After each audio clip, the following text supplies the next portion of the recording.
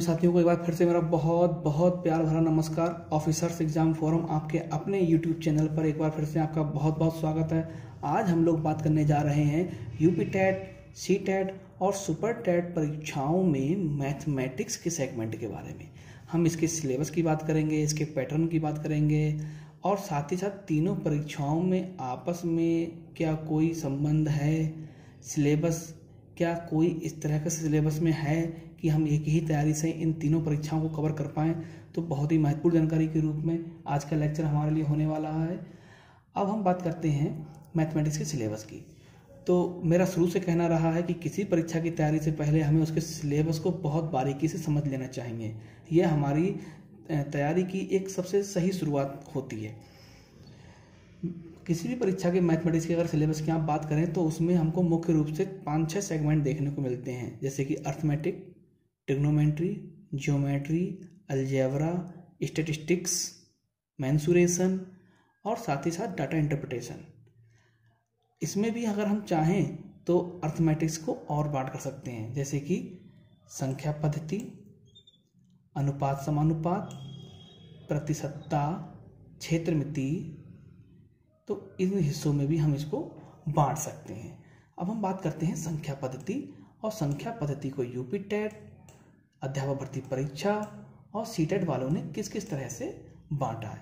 तो देखिए, UP TET वाले संख्या पद्धति में संख्याएं और उनसे संबंधित जोड़ घटाव गुणा भाग, संख्याओं का ही दूसरा रूप भिन्नों के जोड़ घटाना गुणा भाग, और थर्ड रूप दशमलव उनके जोड़ घटाने गुणा भाग, साथ ही साथ एकिक नियम और लघुत्तम समावर्तक और महत्तम समावर्तक, इन चीज़ों को संख्या पद्धति में शामिल कर रहे हैं। लगभग यही सारी चीज़ें हमें अध्यापक भर्ती परीक्षा में भी देखने को मिलती हैं, लेकिन इन्होंने लासा मासा की जगह पर गुणनखंड को ले लिया है और औसत एक्स्ट्रा है, जबकि यहाँ पर औसत नहीं है। तो ऐसे में यह बिल्कुल डाउट में मत रहिएगा कि यूपी टेट में औसत के क्वेश्चन नहीं आते होंगे और अध्यापक भर्ती परीक्षा में लासा मासा के क्वेश्चन नहीं आते होंगे। यह केवल धोखा है। हमें दोनों के ही कॉमन सिलेबस की तैयारी करनी है। रही बात सी टेट की, तो सी टेट में हाँ अवश्य थोड़ा सा अंतर रहता है, लेकिन सी टेट का कोई पेपर ऐसा नहीं हुआ है आज तक जिसमें एलसीएम एचसीएफ से संबंधित क्वेश्चंस ना पूछे गए हों या फिर संख्याओं की संक्रियाओं से संबंधित क्वेश्चन ना पूछे गए हों। वो अलग बात है कि इनको सी टेट के क्वेश्चंस की एक जो डेप्थ होती है या उनका जो पैटर्न है वो थोड़ा यूपी टेट और अध्यापक भर्ती परीक्षा से अलग है। तो इस प्रकार से अगर संख्या पद्धति के सिलेबस की बात की जाए तो संख्या पद्धति के सिलेबस में हमें यूपी टेट और अध्यापक भर्ती परीक्षा के कॉमन पैटर्न को लेकर चलना होगा। बात करते हैं अनुपात समानुपात की। अनुपात समानुपात में यूपी टेट ने कोई भी टॉपिक इसमें नहीं रखा है, लेकिन अध्यापक भर्ती परीक्षा में अनुपात को रखा गया है। सी टेट भी यहाँ पर मौन है, लेकिन हमें अनुपात समानुपात की तैयारी करनी होगी। प्रतिशतता की बात करते हैं, परसेंटेज, तो बहुत ही महत्वपूर्ण टॉपिक है, हर तरह की परीक्षाओं में पूछा जाता है। प्रतिशतता, लाभ हानि और साधारण ब्याज, इन 3 टॉपिक्स को यूपी टेट अपने में कवर कर रहा है, लेकिन अध्यापक भर्ती परीक्षा प्रतिशतता, लाभ हानि और ब्याज, केवल ब्याज की बात कर रहे हैं। इसका मतलब साधारण चक्रवृद्धि दोनों शामिल हो सकते हैं इसमें। सी टेट यहाँ पर भी मौन है। अब सी टेट के मौन होने का कारण क्या है? देखिए, सी टेट ने यहाँ पर लिखा संख्याएं जोड़ना, घटाना, गुणा और भाग, और सी टेट वालों का मानना है कि जोड़ना, घटाना, गुणा और भाग करना जब हमने शामिल कर लिया तो पूरी की पूरी मैथमेटिक्स आखिर इन्हीं 4 चीज़ों पर तो डिपेंड है। तो इसका मतलब है कि अगर उन्होंने जोड़, घटाव, गुणा, भाग लिख दिया तो इसका मतलब पूरा सिलेबस उन्होंने लिख दिया, आपको पूरी तैयारी करनी होगी। क्षेत्रमिति और आयतन की बात करें तो इसमें यूपी टेट ने काफ़ी डिटेल सिलेबस दिया है। अब मेंसुरेशन के दरअसल हम 2 सेगमेंट देखते हैं, एक 2 डायमेंशनल और एक 3 डायमेंशनल। 2 डायमेंशनल में हम क्षेत्रफल पढ़ते हैं और 3 डायमेंशनल में हम वॉल्यूम यानी कि आयतन पढ़ते हैं। इसमें परिमिति यानी कि परिमाप, और वो भी किन किन का ये भी दिया हुआ है, त्रिभुज, आयत, वर्ग और चतुर्भुज। क्षेत्रफल और वो भी आयत और वर्ग का, आयतन यानी कि धारिता, और वो भी केवल घन और घनाभ की। तो इस प्रकार से बहुत ही स्पेसिफिक सिलेबस यूपी टेट वालों ने बना के दिया है और वो इसको फॉलो भी करते हैं। अध्यापक भर्ती परीक्षा में क्षेत्रफल और आयतन की बात कर रहे हैं केवल, तो रिस्क न लेते हुए यहाँ पर हमें शंकु और गोला को भी पढ़ना होता है। यहाँ पर देखिए यूपी टेट वाले क्या कर रहे हैं, सीटेट वाले, इन्होंने आकार और स्थानिक समझ की बात की है, सेफ और स्पेशियल अंडरस्टैंडिंग। तो यहाँ पर देखिए ये चीज़ है यही, लेकिन ये चूँकि समझ वर्ड का यूज किया है तो यहाँ पर ऐसा नहीं है केवल आप फार्मूले याद कर लें और उनसे काम चल जाए। यहाँ पर आपको अपनी समझ एग्जामिनेशन हॉल में लगानी होगी। हमारे चारों ओर विद्यमान ठोस पदार्थ, यह वास्तव में आयतन ही है, धारिता ही है, लेकिन कहने का मतलब उनका दूसरा है। और उन्होंने इनडायरेक्टली आपको जो है इस टॉपिक की अंडरस्टैंडिंग पर फोकस होने को कहा है। बात करते हैं ज्यामिति, जियोमेट्री।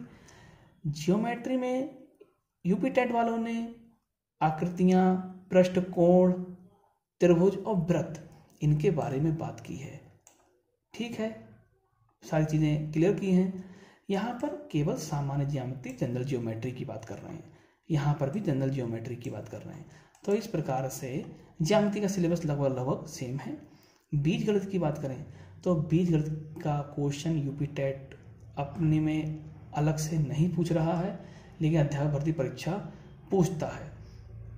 सीटेट भी इसी प्रकार से बीजगणित पर ज़्यादा फोकस्ड नहीं रहा है पिछले पेपरों को देखते हुए। त्रिकोणमिति में भी यही बात है कि यूपी टेट में भी त्रिकोणमिति पर ज़्यादा फोकस नहीं किया गया अभी तक की परीक्षाओं में, और सीटेट त्रिकोणमिति से दूरी बना के रखा हुआ है अभी तक। लेकिन अध्यापक भर्ती परीक्षा में एक टॉपिक दिया हुआ है सर्वसमीकाएँ। यह सर्वसमीकाएँ थोड़ा सा कंफ्यूज करता है, क्योंकि सर्वसमीकाएँ हमें त्रिकोणमिति में भी पढ़ने को मिलती हैं और अलजेब्रा में भी पढ़ने को मिलती हैं।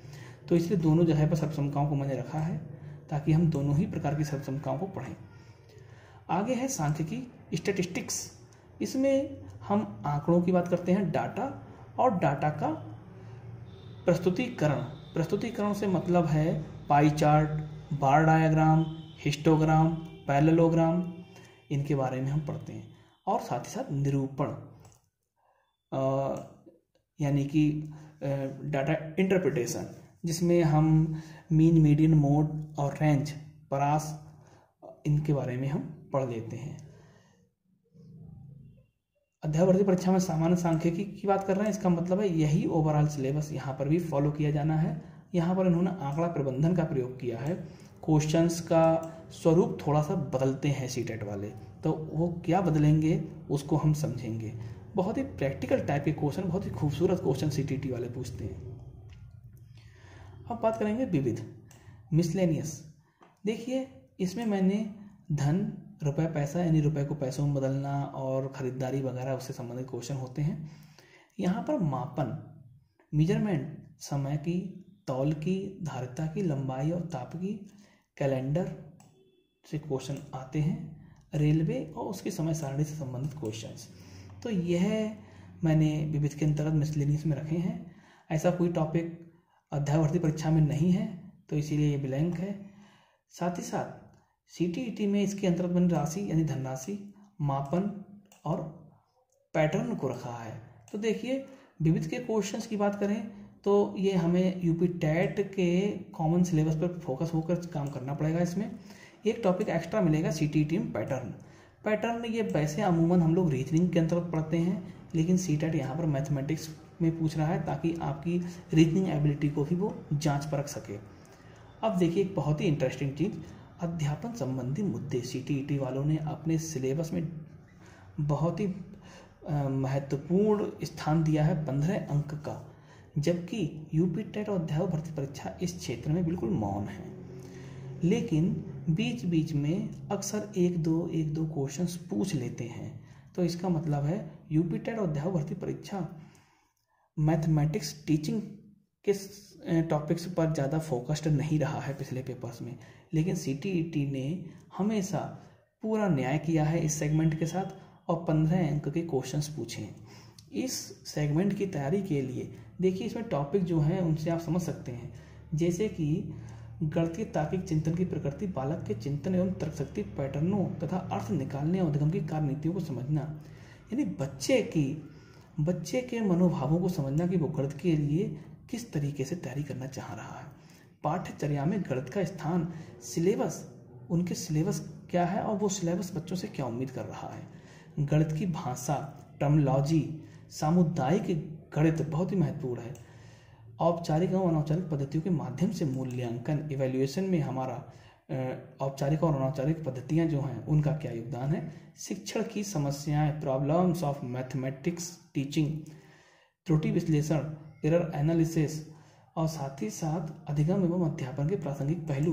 त्रुटि विश्लेषण में बहुत सारे क्वेश्चन पूछे गए हैं। अक्सर आप लोगों को मालूम होगा, अगर आपने पेपर दिए हैं, कि बच्चा इस प्रकार की गलती कर रहा है तो बताइए एज ए टीचर आप वहाँ पर क्या करेंगे, या यह इस प्रकार की गलती कर रहा है तो यह उसके किस प्रकार के पक्ष की कमजोरी को इंगित कर रहा है।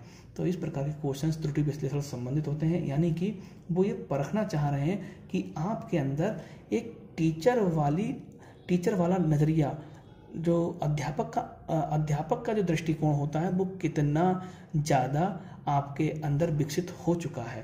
त्रुटि विश्लेषण के माध्यम से वो ये जानते हैं। साथ ही साथ नैदानिक एवं उपचारात्मक शिक्षण, यानी कि आपको यहाँ पर डायग्नोस्टिक एंड रेमेडियल टीचिंग के बारे में यहाँ पर देखना होता है। तो इस प्रकार से CTET टीचिंग, मैथमेटिक्स की टीचिंग, मैथमेटिक्स के मैथडोलॉजी, मैथमेटिक्स के TLM, और साथ ही साथ मैथमेटिक्स के और बहुत सारे प्रैक्टिकल एस्पेक्ट जो क्लासरूम में टीचर फेस करता है, उनसे संबंधित क्वेश्चंस इस सेगमेंट के अंतर्गत पूछते हैं।